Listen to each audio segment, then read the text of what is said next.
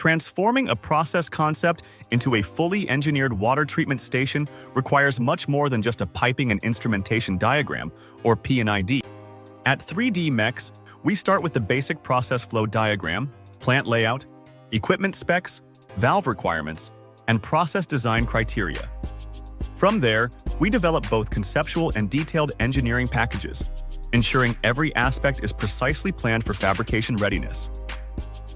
Our mechanical design includes pressure vessels built to ASME boiler and Pressure Vessel Code Section 8, Division 1 standards.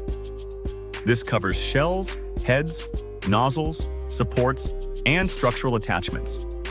To guarantee safety and compliance, we perform Finite Element Analysis, or FEA, to evaluate stress distributions before and after nozzle integration. This allows us to optimize the design while maintaining code compliance and mechanical integrity. The project scope also includes detailed piping manifold design, with spool drawings, fabrication packages, and bills of materials. We integrate valves and instrumentation seamlessly. Every component is fully documented with manufacturing drawings, welding details per AWS standards, technical data sheets, and equipment nameplates. The final deliverable includes a comprehensive calculation report providing full engineering traceability and validation of the design.